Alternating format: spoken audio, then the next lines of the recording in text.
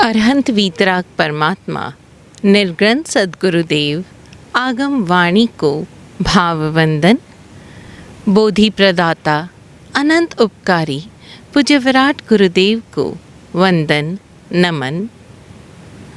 जय हो। अगस्त का महीना, श्रावण भादों का महीना, और ये महीना प्रकृति मानो स्वयं उत्सव मनाती है। जहाँ देखो वहाँ हरियाली लहलहा रही है, फूल खिल रहे हैं, भंवरे गुंजन कर रहे हैं। चारों तरफ रंग बिरंगी तितलियाँ मानो अपनी खुशी जाहिर कर रही है। प्रकृति अपने तरह से उत्सव मना रही है।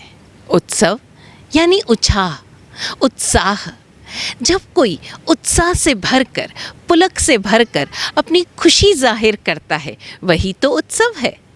और ये महीना भी देखो ना, कितने उत्सव।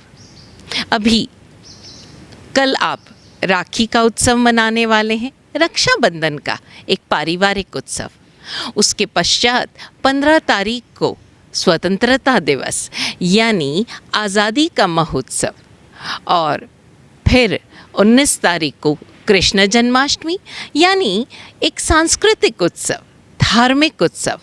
और कुछ दिनों पश्चात आप पर्युषण पर्व मनाएंगे, आध्यात्मिक उत्सव। और ये सारे ही उत्सव हमें क्या प्रेरणा देते हैं कि हम अपने भीतर उत्साह का संचार करें, और इस उत्साह के संचार में हम स्वयं अपनी प्राणधारा को ऊर्ध्वगामी बनाएं। और जब हमारी प्राणधारा ऊर्ध्वगामी होगी तो निश्चित रूप से हम सभी प्रकार की नकारात्मकता से तो दूर रहेंगे ही, और साथ ही अपने जीवन लक्ष्य की तरफ एक कदम निश्चित रूप से बढ़ाएंगे। क्योंकि जब हमारे भीतर चलने का उत्साह है, गति का उत्साह है, चारों तरफ हमारी प्राणों में एक उत्साह है, तो हम निश्चित रूप से अपने लक्ष्य की तरफ बढ़ते ही जाएंगे। रक्षाबंधन, अभी रक्षाबंधन को लेकर बहुत सारे ऐतिहासिक कहानियाँ जुड़ी हुई है, बहुत सारी घटनाएं जुड़ी हुई है। लेकिन आज हम उन घटनाओं की बात ना करके वर्तमान की बात करें। वर्तमान में रक्षाबंधन एक पारिवारिक उत्सव है, ठीक है ना। इसी दिन परिवारजन पूरे एक साथ बैठते हैं, कारण कि जो पुत्रियां हैं, जो परिवार की कन्याएं हैं, वो ब्याह कर किसी और परिवार में बहू का कर्तव्य निभा रही हैं। तो इस एक दिन बहनें और भाई, चाहे वो विवाहित हो या अविवाहित, सब एक साथ इकट्ठे होते हैं। और आज के माहौल में तो बच्चे सब अलग अलग जगह पढ़ रहे हैं, माता पिता के साथ भी नहीं रह रहे हैं।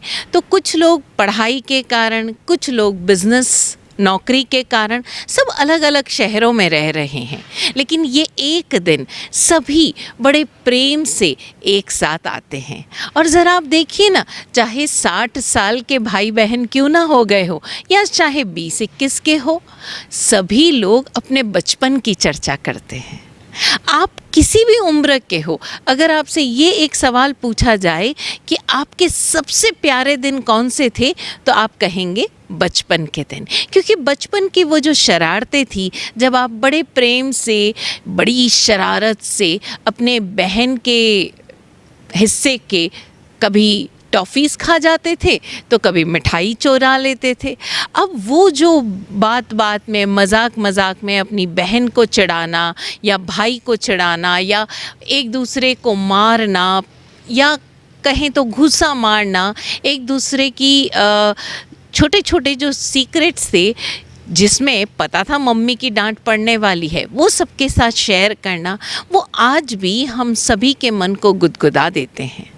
लेकिन आज रक्षाबंधन, जब आप बड़े हो जाते हैं, विवाहित हो जाते हैं, तो ज़रा सोचिए, क्या ये रक्षाबंधन आज भी आपको उसी प्रेम की याद दिलाता है, उसी एहसास की याद दिलाता है, या हम उलझ गए हैं कि बहन अपने भाई के लिए क्या गिफ्ट लेकर जाएगी, और भाई बदले में बहन को क्या गिफ्ट देगा।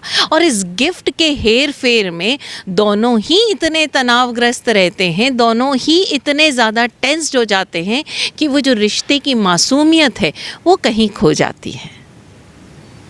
ज़रा सा याद करके देखिए कि आप अपने भाई के लिए जब अपने शहर की सबसे महंगी से महंगी मिठाई, ड्राई फ्रूट्स या बहुत सारी कुछ दूसरी चीज़ें लेकर गई और अपने भाई को राखी बांधी, तब आपका भाई खुश हुआ, या आप अपने हाथ से अपने भाई के लिए उसकी पसंद की कोई छोटी सी मिठाई, चाहे वो हलवा ही क्यों ना हो, या चीनी का पराठा, मीठा पराठा, या गुड़ की कोई मिठाई, या सिंपल आपने ब्रेड के ऊपर कुछ डाल के उसमें चीनी डाल के बस अपने भाई को खिला दी जो उसका फेवरेट है, उसमें आपके भाई को ज़्यादा खुशी हुई या उस महंगी मिठाइयों में?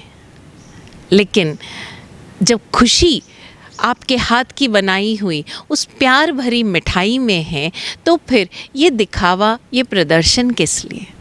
क्या ऐसा नहीं हो सकता कि आज के दिन सारे भाई बहन बैठकर आपस में ये बात करें कि एक दूसरे के जीवन में क्या नया चल रहा है, एक दूसरे की कामयाबी को अप्रिशिएट करें, एक दूसरे की कामयाबी पर खुश हों।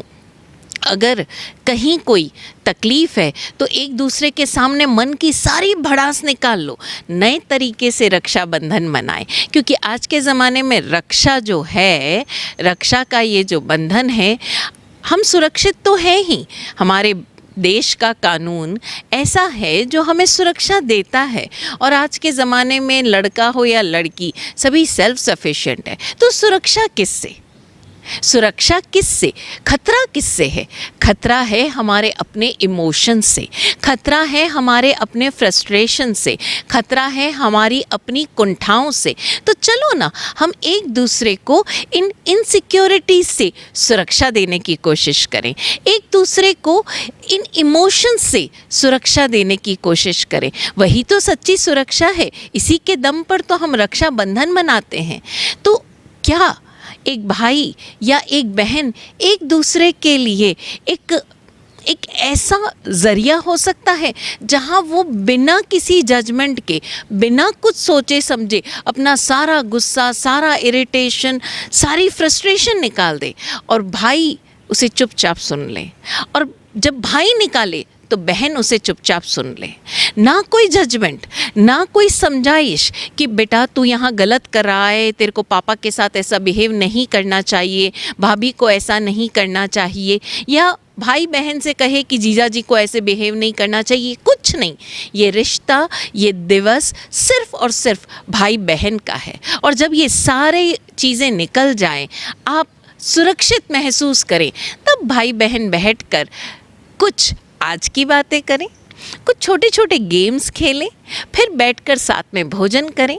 तब देखिए इस रक्षा बंधन का जो मिठास है वो ज़ुबान में घुलेगी, वो रिश्तों में घुलेगी, वो घुलेगी आपके परिवार में। क्योंकि अगर आप खुश हैं, आप सैटिस्फाइड हैं, तो आपकी तरफ से जो प्रेम पसरेगा चारों तरफ, उस प्रेम के मुकाबले ये जो गिफ्ट्स आप देते हैं ना, कुछ नहीं है।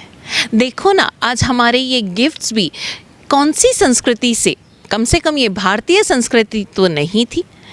आज हम सब इस बाज़ार से संचालित हो रहे हैं। आप देखिए रक्षाबंधन आया कि नहीं और चारों तरफ ऐड शुरू हो जाएंगे, भाई बहन के स्नेह का अटूट बंधन, फला फला टॉफ़ी। अब ये टॉफ़ीज़, ये कंपनियां आपको बताएगी कि आपको अपने भाई से कैसे प्रेम करना है। आज मिठाइयाँ गायब हो गई है। ये हमारी देश की जो संस्कृति रही एक भाई बहन के रिलेशनशिप की, कहीं भी भारत के सिवाय आप देखिए पाश्चात्य संस्कृति में ये त्यौहार नहीं है, ये उत्सव नहीं है जहाँ भाई और बहन एक दूसरे के साथ इस रिश्ते का इतना बड़ा उत्सव मनाते हैं कि एक पूरा दिन, 365 में से एक पूरा दिन इस रिश्ते के नाम करते हैं। और इस रिश्ते के नाम जब करते हैं तो उससे जुड़ी हुई कुछ संस्कृति होती है। हर प्रदेश की अपनी एक संस्कृति है, हर परिवार की अपनी एक संस्कृति है। आप ज़रा बैठिए अपनी दादी नानी के पास और याद कीजिए कि हर परिवार में रक्षाबंधन के दिन, श्रावण की इस पूर्णिमा के दिन कुछ विशेष मिठाई बनती है जो उस परिवार की स्पेशलिटी होती है। तो क्या ये अच्छा नहीं कि इन बहानों से हम अपनी संस्कृति को भी रिवाइव करें? आजकल यंगस्टर्स अभी देखिए यूट्यूब पर बड़े वीडियोस डालते हैं, फलां शहर ऐसा है, उस देश की संस्कृति ऐसी है, चलो आज हम अपनी संस्कृति से दूर जा रहे हैं, रूट से दूर जा रहे हैं। वो क्या करेंगे? पहनेंगे तो पाश्चात्य कपड़े, जी हाँ, वही जीन्स और वही टॉप, लेकिन टेक्सटाइल यहाँ की ले लेंगे। तो क्या इस एक दिन हम पारंपरिक वस्त्र धारण कर सकते हैं?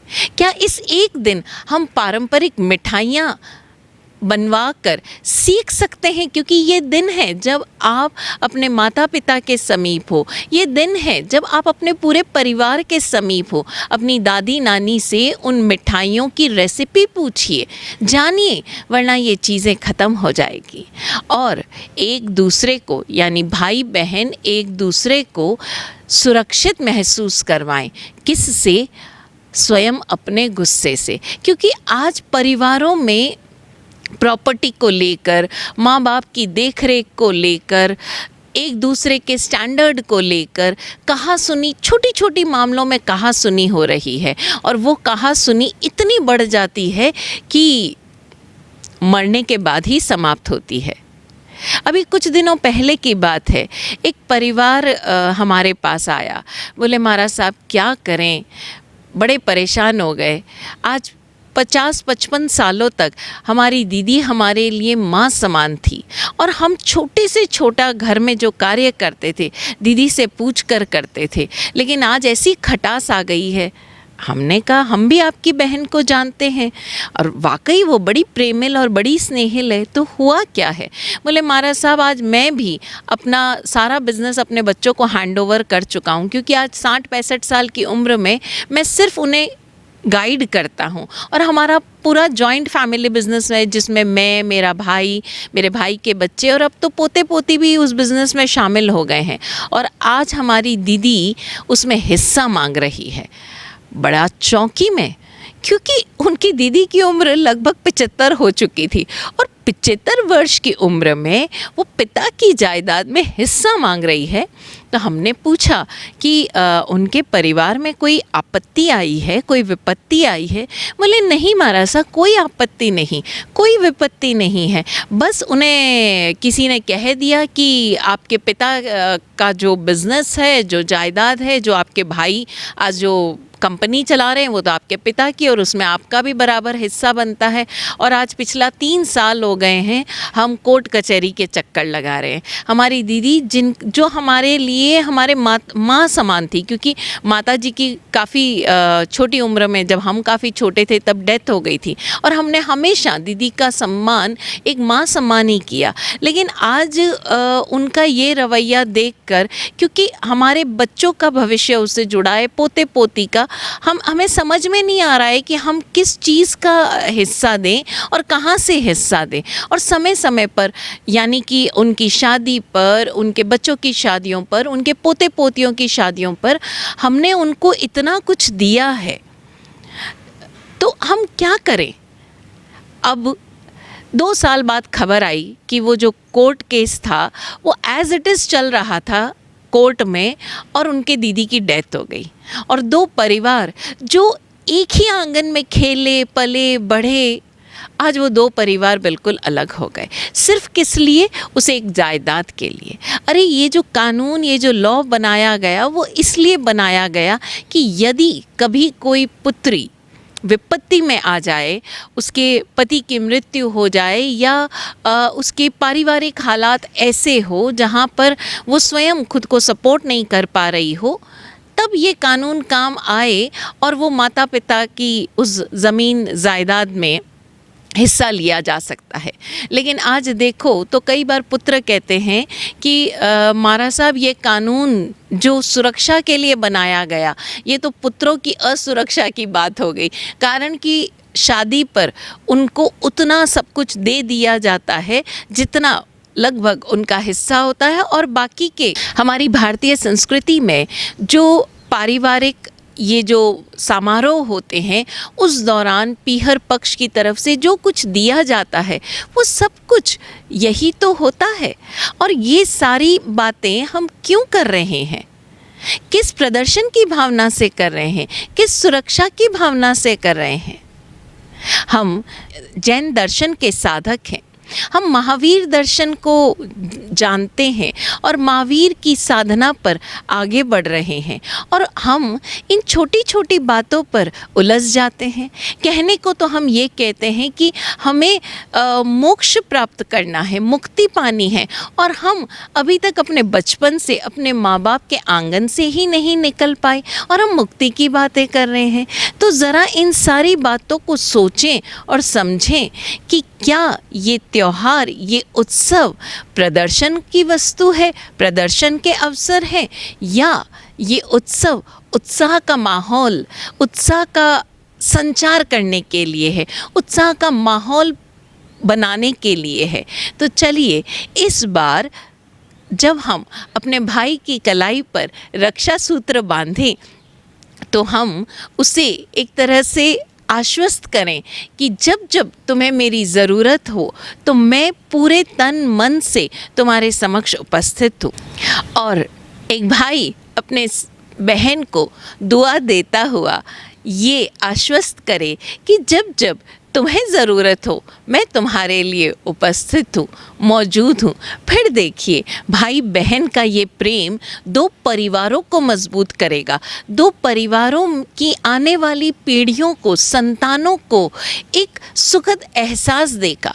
और जब व्यक्ति अपने परिवार की तरफ से एक आश्वस्तता प्राप्त करता है, एक संतुष्टि प्राप्त करता है, तो आप स्वयं समझ सकते हैं कि चाहे जैसी विपत्ति आ जाए जीवन में, चाहे जैसी बाधाएं आ जाएं, लेकिन यदि आपके परिवार के सदस्य आपके पीछे खड़े हैं, आपको मोटिवेट कर रहे हैं, तो आप हर बाधा को पार कर सकते हैं। तो ये जीवन उत्सव है। हम इस जीवन में हर प्रकार के उत्सवों को भरपूर जीवंतता के साथ मनाएं, प्रेम के साथ मनाएं। इस रक्षाबंधन सभी भाई और बहन के जीवन में प्रेम प्रसारित हो, एक दूसरे के प्रति सुरक्षित महसूस हो, इस रिश्ते में मात्र और मात्र प्रेम रहे। सद्गुरुदेव की कृपा से ऐसा ही हो। ओम शांति।